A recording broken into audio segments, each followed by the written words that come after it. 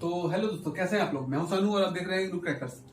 तो ये वीडियो होने वाला है कि देखिए, बीसी में बहुत सारे स्टूडेंट है, एमसीए में बहुत सारे स्टूडेंट है। जैसे कि बीसी में हम लेके चल रहे हैं कि बीसी के स्टूडेंट ये वीडियो देख रहे हैं अगर, तो सी भी है, सी लैंग्वेज है हमारे पास, C++ है और जावा भी है।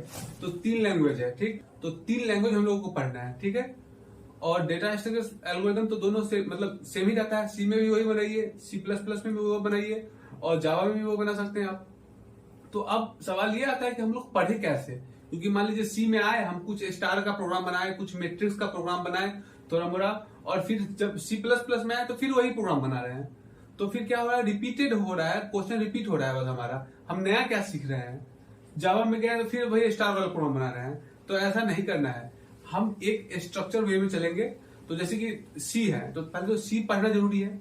तो सी का सिंटेक्स क्या होता है, सी लैंग्वेज का। C++ है तो उसका सिंटेक्स क्या होता है, जावा है तो उसका सिंटेक्स क्या है। ये डिफरेंट चीज हो गया कि उसका सिंटेक्स बोले तो देखिए, सी में क्या होता है कि सी का बेसिक कुछ होता है, वेरिएबल कैसे डिफाइन करते हैं सी में, कांस्टेंट कैसे डिफाइन करते हैं, डेटा टाइप क्या होता है, कैसे इनपुट लेते हैं, कैसे आउटपुट देते हैं, ठीक है। सी लैंग्वेज है, उसका हेडर जो stdio होता है, C++ में IO स्ट्रीम होता है। तो सबका तरीका अलग अलग हो जाता है, तो उसी को सिंटैक्स बोलते हैं, ठीक है। तो सिंटैक्स सबका अलग रहेगा। जैसे कि सी में देखिए, फंक्शन कैसे डिफाइन करते हैं, एरे कैसे डिफाइन करते हैं, स्ट्रिंग कैसे डिफाइन करते हैं, पॉइंटर कैसे यूज करते हैं हम लोग, यूजर डिफाइंड डेटा टाइप कैसे बनाते हैं। यूजर डिफाइंड डेटा टाइप मतलब खुद से जो बनाते हैं डेटा टाइप हम, तो उसको यूजर डिफाइंड डेटा टाइप बोलते हैं। मेमोरी मैनेजमेंट क्या होता है, फाइल हैंडलिंग क्या होता है, तो ये सब हो जाता है सी लैंग्वेज में।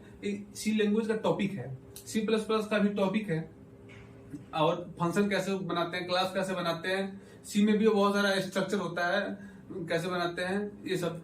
तो जावा में भी बहुत सारा एरर हैंडलिंग कैसे बनाते हैं, बहुत सारा टॉपिक है। तो ये टॉपिक तो आपको पढ़ना ही पड़ेगा। लेकिन डेटा स्ट्रक्चर और एल्गोरिथम एक ऐसा चीज है जो कि आपको कंपनी अच्छा क्रैक करने के लिए डेटा स्ट्रक्चर एल्गोरिथम चाहिए। क्योंकि अच्छे कंपनी में वो एक माइंड में लेके चलते हैं कि इस बच्चे को डेटा स्ट्रक्चर का एल्गोरिथम कम से कम आ रहा होगा। डेवलपमेंट अलग चीज हो गया, लेकिन डेवलपमेंट में इफिशियंसी लाने के लिए डेटा स्ट्रक्चर और एल्गोरिथम बहुत ही ज्यादा जरूरी है। तो डेटा स्ट्रक्चर एल्गोरिथम क्या है, कितना इंपॉर्टेंट रोल प्ले करता है हमारे डेवलपमेंट में। तो देखिए, डेटा स्ट्रक्चर एल्गोरिथम जब भी आपको एक नॉर्मल क्या होता है डेटा स्ट्रक्चर एल्गोरिथम, पहले देखिए उसमें हम लोग प्रोग्राम बनाते हैं, उसको भी अपने मतलब इफिशियंट वे में यूज करना सीखते हैं कि इसको और अच्छे से ऑप्टिमाइज कैसे कर सकते हैं अपने ही कोड को। तो इसी तरीके से मान लीजिए कोई वेबसाइट आप बनाए, और वेबसाइट में अगर आपको मान लीजिए कि कोई लॉजिक लिखना है कि डेटा फेच करके लाना है, तो बहुत कॉम्प्लेक्स डेटा है, ठीक।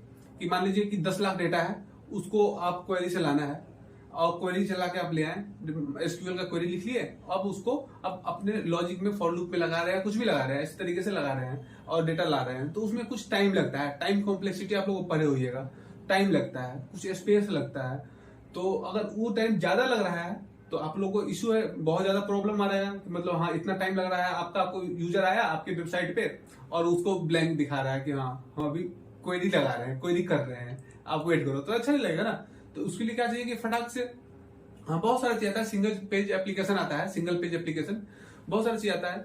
और तो लेकिन फिर भी क्यू आता है, आप आगे बढ़िएगा और ज्यादा क्यू तो नंबर में प्रोसेस चला जाता है, वो आगे का चीज है। लेकिन हाँ, अपना कोड एफिशिएंट होना चाहिए। एफिशिएंट मतलब बोले तो इस वे में कि जल्दी से जल्दी आप डेटा गेट कर दीजिए, ज्यादा अनवांटेड फॉर लूप ना लगे, अनवांटेड वेरिएबल डिफाइन ना हो, बहुत सारा चीज होता है उस पर। मैं अब बोलिए कि हाँ कोड इफिशियंसी का क्या क्या पॉइंट है, मैं इस पे एक बना देता हूं, मैं टॉपिक लिख देता हूं कोड इफिशियंसी। इसका मैं वीडियो बनाता हूं प्रॉपर कि कोड इफिशियंसी कैसे किया जाए।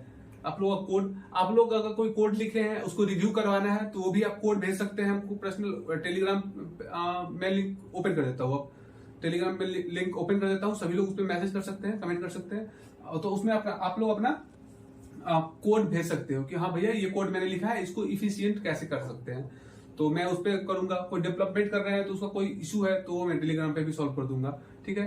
आप इंस्टाग्राम पे भी मैसेज कर सकते हो, टेलीग्राम इंस्टाग्राम दोनों में ऑन है, वहां पे कर सकते हो। टेलीग्राम का मैं आज ही ओपन कर देता हूँ, आप टेलीग्राम पे भी आ सकते हो, मैसेज कर सकते हो, ठीक है। डेटा स्ट्रक्चर एल्गोरिथम पर देखिए क्या है कि सी में आप क्या कीजिए कि स्टार वाला कुछ प्रोग्राम बना लीजिए, रेक्टेंगल शेप आता है, नंबर का आता है, न्यूमेरिक 1 2 3 4 5, 6, 7, 8 ऐसे करके बहुत सारा, मैं स्क्रीन पे आपको शो कर रहा होगा, बहुत सारा डिजाइन पैटर्न आ रहा है, बहुत सारा स्क्रीन पे आपको शो कर रहा होगा। तो आप देखिएगा कि इस तरीके का प्रोग्राम पहले बना लीजिए प्रॉपर, ठीक है।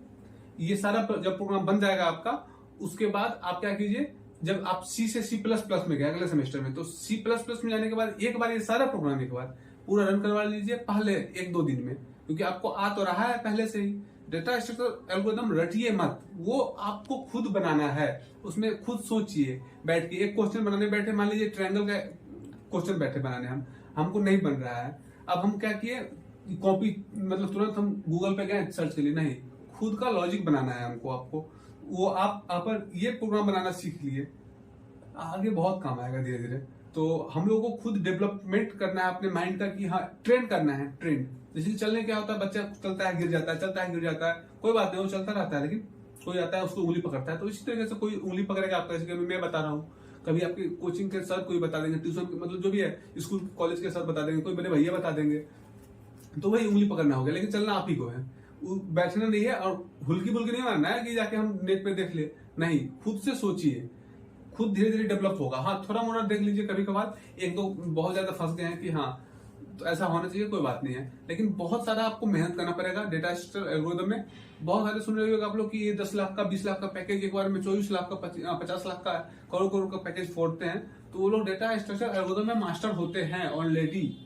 तो ये पार्ट आपको करना ही पड़ेगा। बहुत प्रोडक्ट बेस्ड कंपनी होता है, उसमें डीएस एल्गो कितना इंपॉर्टेंट होता है, ये मैंने लिख दिया टॉपिक, इस पे वीडियो बना देता हूं मैं, तो बहुत ज्यादा इंपॉर्टेंट है। तो अब सी में आप मान लीजिए इतना बना लिए, कुछ पैटर्न, बहुत सारा जो भी आपको और क्वेश्चन है, जैसे कि मैट्रिक्स का क्वेश्चन हो गया, इस तरीके से। अब C++ में आप इसको, जो क्वेश्चन बना लिए हैं इसको बस रिवीजन कीजिए और नया प्रोग्राम पे आइए, नया प्रोग्राम बनाइए।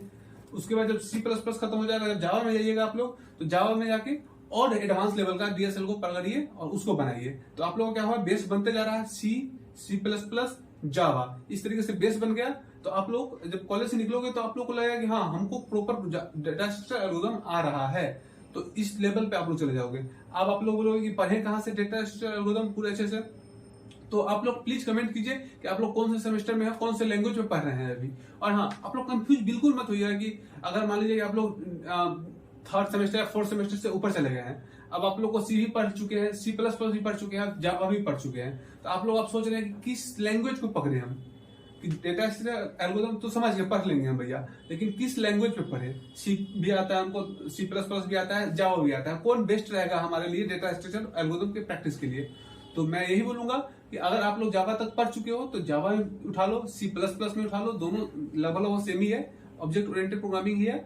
तो आप लोग ऐसा करो कि जावा अगर अच्छा लगता है तो जावा पकड़ लो, जिसमें इंटरेस्ट हो आपका, सब में पढ़ना वही है, डेटा स्ट्रक्चर एल्गोरिथम सबका सेम है, बस आपको उसको बनाने का तरीका अलग है, ठीक है। तो देखिए, जैसे देखिए मैं एग्जांपल देता हूँ, किसी को आप कोई सीनियर है तो आप उनको ऐसे प्रणाम करते हो, प्रणाम, किसी को जाके प्रणाम पैर छुके कर लेते हो।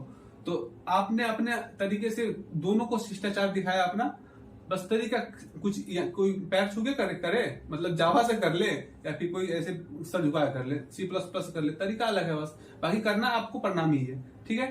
तो यही बात है। तो लैंग्वेज डजंट मैटर, बट आप लोग अपना अपना कंसेप्ट क्लियर की, कोई लैंग्वेज पे कर लीजिए कि हाँ हमको इस पे अच्छे से करना है, इसी पे हम बनाएंगे, जावा पे बनाएंगे, तो जावा पे कोई लेके आगे बढ़ना है, डेटा स्ट्रक्चर सीखना है। तो आप लोग प्लीज कमेंट करके ये बता दीजिएगा कि आप लोग अभी कौन सा लैंग्वेज सीख रहे हो, तो मेरे को आसानी होगी बताने में कि हाँ अब, क्योंकि सी का अलग है थोड़ा, और C++ का अलग है, और जावा का अलग है थोड़ा, तो सिंटैक्स अलग है, बाकी पढ़ना वही है, डेटा स्ट्रक्चर एल्गोरिथम। मैं बता दूंगा कि कहाँ से पढ़ना है, रिसोर्स क्या है, ठीक है।